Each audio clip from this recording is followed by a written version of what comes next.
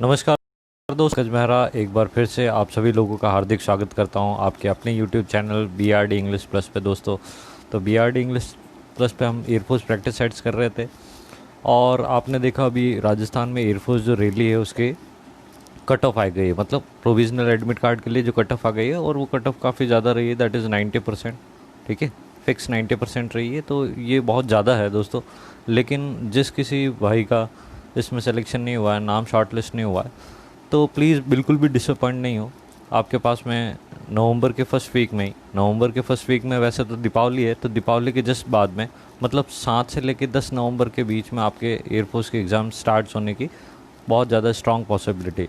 ठीक है दोस्तों, तो आप अपनी तैयारी को जारी रखिए और आशा करते हैं कि नेक्स्ट जो है उसमें हम क्लियर कर लेंगे। ठीक है, तो दोस्तों बढ़ते हैं प्रैक्टिस सेट 13 की तरफ। और प्रैक्टिस सेट 13 से पहले प्रैक्टिस सेट 12 में जो मैंने आपको क्वेश्चन ऑफ द डे दिए थे वो अपन देख लेते हैं। ये एक क्वेश्चन ऑफ द डे था कि आपको 4 वन वर्ड्स थे और 4 वन वर्ड्स को 4 ऑप्शन से मैच करना था। देखिए दोस्तों, अपन देख लेते हैं a place where coins are made. तो दोस्तों जहाँ a place where coins are made उसको बोला जाता है mint, that is A option. ठीक है दोस्तों, मिंट हो जाएगा इसका। फिर अपन बात करते हैं स्पीच डिलीवर्ड विदाउट प्रिपरेशन। एक ऐसी स्पीच जिसको बिना प्रिपरेशन के बोला जाता है दोस्तों, इसको इम्प्रॉम्प्टू बोलते हैं। एक्सटेम्पोर भी ये ऐसा ही होता है, इम्प्रॉम्प्टू है। द फर्स्ट स्पीच, और फर्स्ट स्पीच को बोला जाता है दोस्तों मेड इन स्पीच बोला जाता है, दैट इज़ ऑप्शन बी।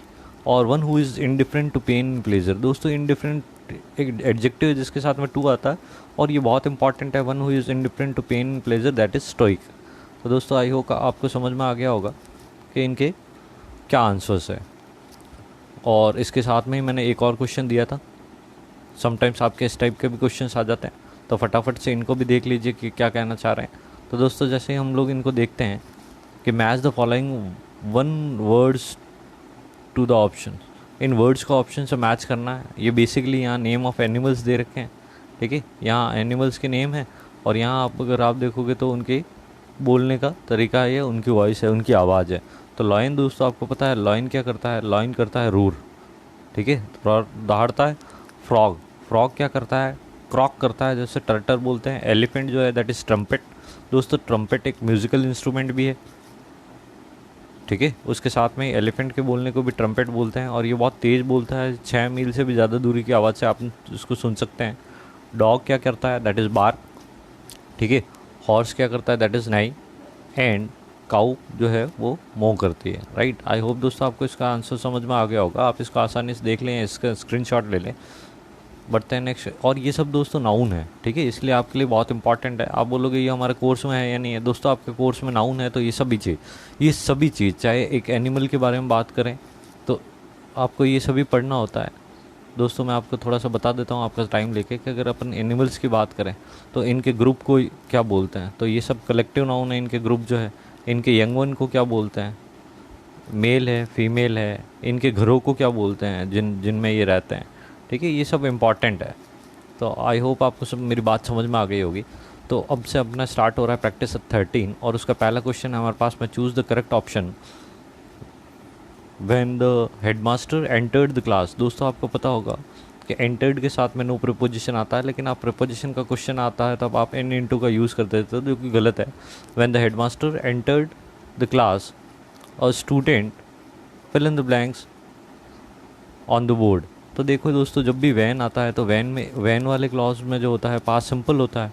तो वैन वाले क्लॉज में पास सिंपल होगा तो नेक्स्ट पास कंटिन्यूस भरेंगे, it will be the D option. When the headmaster entered the class a student was writing on the board. Right दोस्तों, बढ़ते हैं नेक्स्ट क्वेश्चन की तरफ। She saw me by chance and fill in the blanks the bus. तो दोस्तों देखिए, जब भी हमारे पास में एंड से सेंटेंस जुड़े हुए होते हैं तो उनमें जो वर्ब आती है वो बेसिकली सेम फॉर्म में आती है। तो ही सॉ अगर सेकंड फॉर्म है, पास्ट सिंपल को रिप्रेजेंट कर रहा है, तो हमें यहाँ पे भी स्टॉप्ड का यूज़ करना पड़ेगा दोस्तों। तो option C will be the right answer. और दोस्तों ये ऐसी वर्ब है जिनके लास्ट लेटर क्या हो जाते हैं, डबल हो जाते हैं। ठीक है, तो कुछ एल वाले मैंने आपको ऑप्शन बताए होंगे, जैसे ट्रैवल है तो ट्रैवल्ड क्या हो जाएगा, डबल एल हो जाएगा। क्वेरल है वो ये एल भी डबल हो जाएगा। कैंसिल है तो कैंसिल भी क्या हो जाएगा, डबल हो जाएगा एल। ठीक है, तो इसी प्रकार से स्टॉप है, तो आप ध्यान रखें इसको। बढ़ते हैं नेक्स्ट क्वेश्चन की तरफ। Choose the correct one word substitution. दोस्तों बहुत ज़्यादा इंपॉर्टेंट वन वर्ड सब्स्टिट्यूशन है। यहाँ पे लिख रखा है one who works for money. दोस्तों पैसे के लिए तो सभी काम करते हैं, लेकिन ये ऐसा है कि अनएथिकल काम करने से भी नहीं झिझकता है। One who works for money कहने का मतलब क्या हो गया, मर्सिनरी। इसकी स्पेलिंग आपको ध्यान रखनी है, मर्सिनरी, ठीक है, इंपॉर्टेंट है। तो ये इसका करेक्ट आंसर हो जाएगा। फिलेटलिस्ट, दोस्तों आपको पता है फिलेटलिस्ट किसको बोलते हैं? फिलेटलिस्ट बोलते हैं जो टिकट्स कलेक्ट करता है, स्टैम्प्स, ठीक है, वन हु कलेक्ट्स स्टैम्प्स। और न्यूमिस्मेटिक्स बोलते हैं वन हु कलेक्ट्स कॉइन्स, ठीक है। और फिलिस्टाइन, फिलिस्टाइन का मतलब हो गया दोस्तों पुराने काल का, पाषाण काल का, ठीक है, प्रिमिटिव बोल सकते हैं फिलिस्टाइन, ठीक है। तो ऐसे जो लोग होते हैं वो क्या करते हैं, तो ये भी एक फेमस सा वन वर्ड है, one who doesn't care for art music and literature, ठीक है। आर्ट म्यूज़िक और लिटरेचर को लेके जिनके मन में कोई अच्छी भावना नहीं होती, दैट इज़ फिलिस्टाइन, ठीक है। पुराने लोगों के लिए बोला जाता, प्रिमिटिव लोगों के लिए जिनके टाइम पे उनको आर्ट, लिटरेचर और म्यूज़िक से कोई लेना देना नहीं था। बढ़ते हैं नेक्स्ट क्वेश्चन की तरफ। A person who is fleeing from prosecution intolerable circumstances, मतलब एक ऐसा व्यक्ति जो फ्ली करता है, ठीक है, फ्लीइंग करता है किससे? प्रोसिक्यूशन मतलब कोई किसी कोर्ट के केस से भागता है, या फिर इनटॉलरेबल सर्कमस्टेंसेस। सर्कमस्टेंसेस का मतलब होता है दोस्तों परिस्थितियाँ, और इनटॉलरेबल मतलब असहनीय परिस्थितियाँ है, उनसे बच के भाग रहा है या प्रोसिक्यूशन से बच के भाग रहा है, ठीक है। तो उसको बोला जाता है फिग्यूटिव बोला जाता है दोस्तों, एस्केपी भी उसी को बोला जाता है, और डिजर्टर। तो डिजर्टर मतलब जो छोड़ के चला जाता है। तो ऑप्शन हमारा क्या राइट हो जाएगा? ऑल ऑफ दीज राइट हो जाएगा। अब दोस्तों देखिए यहाँ पे एक वर्ब लिखी हुई है जिसका मतलब होता है फ्ली। फ्ली का मतलब होता है भागना। अगर आपको नहीं समझ में आ रहा है तो आप ये देख लीजिए, जैसे रन का मतलब सिर्फ दौड़ना होता है, लेकिन रन अवे का मतलब होता है फरार हो जाना या भाग जाना। तो रन अवे जो मीनिंग है वो फ्ली देता है, और कई बार आपको ऑप्शन में रन अवे लिखा हुआ आ जाता है, ठीक है, तो जो कि गलत है। जैसे कई बार लिखा हुआ आएगा द प्रिजनर फ्ली अवे, तो दोस्तों फ्ली अवे नहीं होगा, फ्ली का मतलब ही क्या होता है? रन अवे होता है। आई होप आपको समझ में आ गया होगा। बढ़ता है नेक्स्ट क्वेश्चन की तरफ। Choose the correct passive voice. दोस्तों ये बहुत इंपॉर्टेंट पैसिव वॉइस है, अगर आप इसको ध्यान से देखोगे, who nose you in this city. तो दोस्तों अगर इसकी बात करें इन दिस सिटी, ये तो एडवर्ब ऑफ प्लेस है, तो इसको तो एक बार के लिए आप छोड़ दो, तो आप यहाँ पे इसको फोकस करोगे हु नोज़ यू। तो दोस्तों उसको हु को बाय हुम में भी चेंज करते हैं, और हु भी रहने देते हैं, लेकिन नोज़ जब भी वर्ब आती है तो टू वाला कॉन्सेप्ट आता है, तो बाय हुम नहीं आएगा यहाँ पे। अगर जो लोग दोस्त ये ऑप्शन मार्क कर रहे हैं तो वो गलत है। फिर बात करते हैं who are you known to in this city. तो दोस्तों ये बिल्कुल सही है। अगेन बाय हुम वाला आंसर यहाँ पे भी गलत हो जाएगा, तो ए भी गलत हो गया और सी भी गलत हो गया। फिर बात करते हैं टू हुम से बनाया है, लेकिन टू हुम के बाद मैंने बोला इंट्रोगेटिव का पैसिव इंट्रोगेटिव होगा, तो टू हुम WH वर्ड के बाद में हमारा सब्जेक्ट नहीं आना चाहिए था, इसकी वजह से ये भी गलत हो जाएगा। आप इन दोनों में डिफरेंस देखेंगे तो B option will be correct.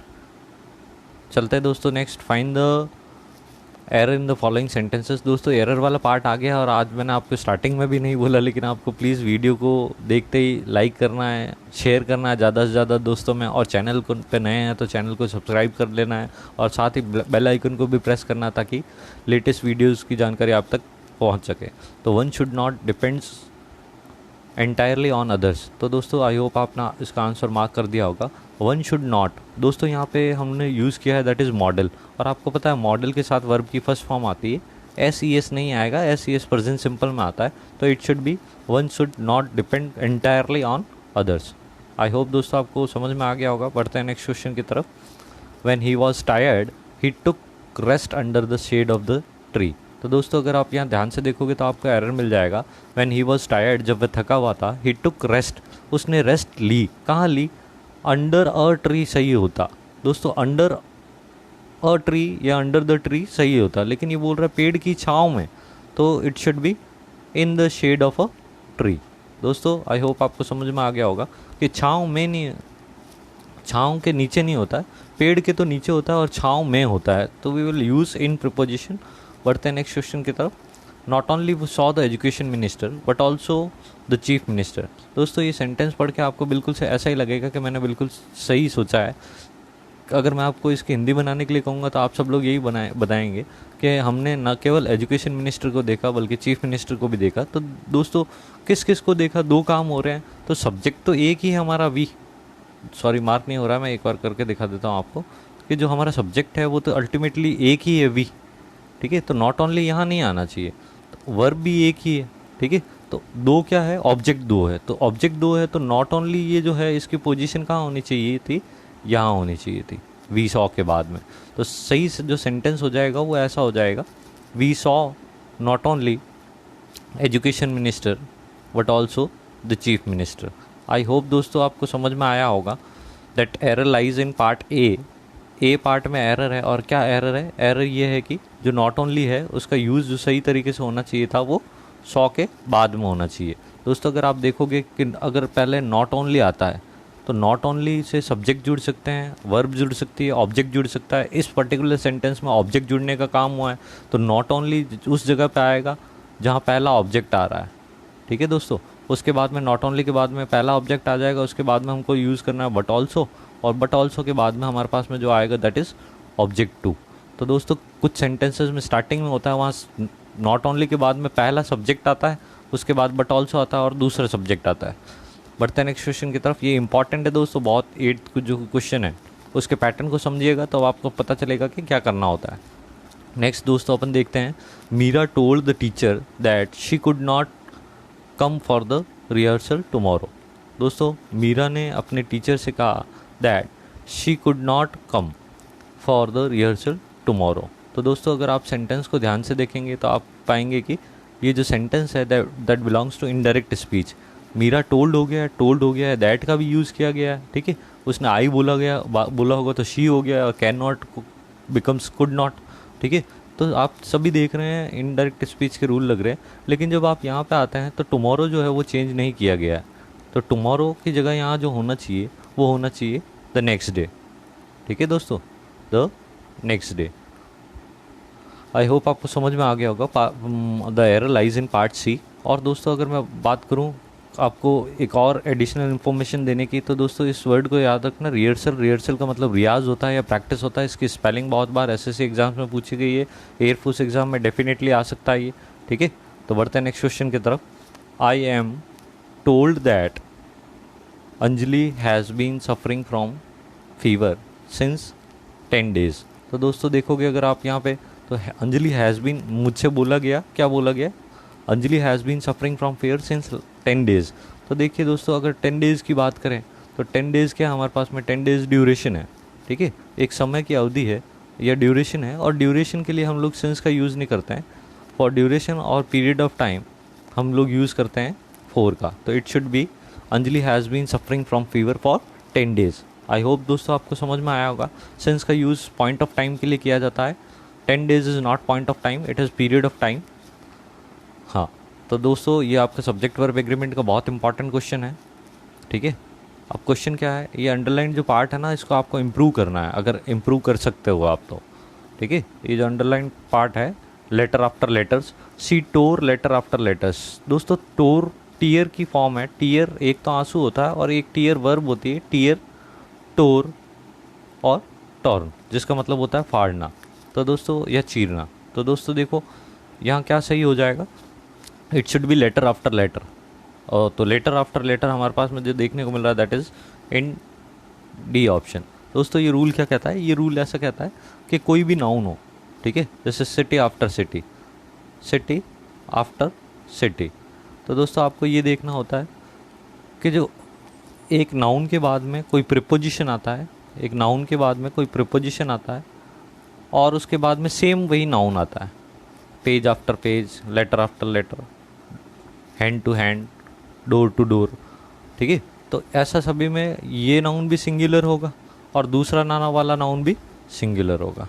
और एक और चीज़ बता दूं, अगर दोस्तों इस सेंटेंस में तो ये हमारे पास में ऑब्जेक्ट है तो इसका वर्ब पे कोई इफेक्ट नहीं पड़ रहा है, लेकिन अगर किसी सिटी में, अगर किसी सेंटेंस में ये जो फ्रेज़ है सिटी आफ्टर सिटी, ये अगर हमारा सब्जेक्ट होगा तो वर्ब भी कैसी आएगी, सिंगुलर वर्ब आएगी। दोस्तों मैंने आपको बता दिया है, प्रीपोजिशन के आगे और पीछे सेम नाउन हो तो दोनों सिंगुलर होंगे और ये हमारा सब्जेक्ट का काम करेगा, तो हमारी जो वर्ब होगी that should be singular.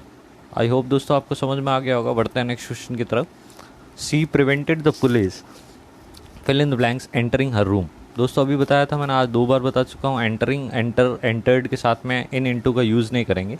She prevented the police. दोस्तों एक चीज़ ध्यान रखिएगा, प्रिवेंटेड और प्रोहिबिटेड के साथ में अपन किसका यूज़ करते हैं, फ्रॉम का। ये मैं आपको बहुत ही जल्दी प्रिपोजिशन वाले लेक्चर में करवाने वाला हूँ।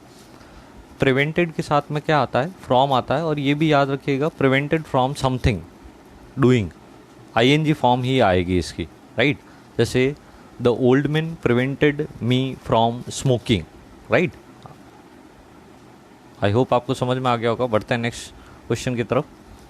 That choose the correct indirect speech. दोस्तों करेक्ट इनडायरेक्ट स्पीच चूज़ करनी है आपको। आप देख सकते हैं, गरिमा सैड टू अशोक। तो ये जो सैड टू होता है, ये हम लोग टोल्ड में भी चेंज करते हैं, आस्क में भी चेंज करते हैं। हम लोग यहाँ देखते हैं कि इंट्रोगेटिव स्ट्रक्चर है, तो ये टोल्ड तो नहीं होगा, ठीक है।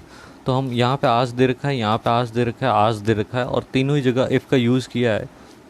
मॉडल या हेल्पिंग वर्ब से स्टार्ट हो रही है, तो हम लोग इफ़ से स्टार्ट करेंगे। और इफ़ के बाद में जो सेंटेंस का स्ट्रक्चर रहना चाहिए, दैट शुड बी असर्टिव। तो दोस्तों इफ़ के बाद में कुड दे दिया है, ये तो असर्टिव कंस्ट्रक्शन नहीं है, ठीक है। ये एक तो ये असर्टिव है और एक ये असर्टिव है। तो आपको ये भी पता है कि कैन को किस में चेंज किया जाता है, कुड में चेंज किया जाता है। तो ही कैन हेल्प हर की जगह क्या होगा, if he could help her. Garima asked Ashok if he could help her. I hope दोस्तों आपको समझ में आया होगा कि किस तरीके से एलिमिनेट करते हुए किया गया है। बढ़ते हैं नेक्स्ट क्वेश्चन की तरफ। That is choose the correct synonym. दोस्तों सिनोनिम चूज़ करना है। सिनोनिम का मतलब समान अर्थ से है, सिमिलर वर्ड से है। तो कॉन्सिक्वेंसेस की स्पेलिंग आपके पास में इंपॉर्टेंट है। कॉन्सिक्वेंसेस इसका मतलब होता है दोस्तों निष्कर्ष या परिणाम, ठीक है, निष्कर्ष या परिणाम। तो ऐसा आपको दिख जाएगा बेसिकली रिजल्ट में, ठीक है, या फिर परिणाम। और तो कंक्लूजन का मतलब भी समवॉट तक निष्कर्षण जैसा ही है, निष्कर्षण है, नाउन है, ठीक है।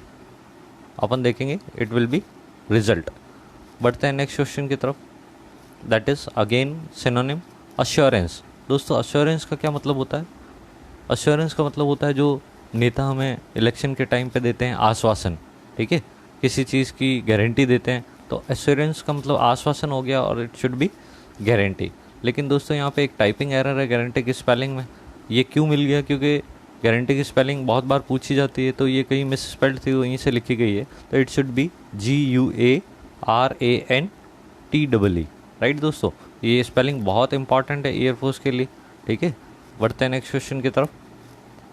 और रिवील एक वर्ब है, डी ऑप्शन जो रिवील है, रिवील का मतलब होता है उजागर करना, एक्सपोज, ठीक है, बताना या फिर दर्शाना।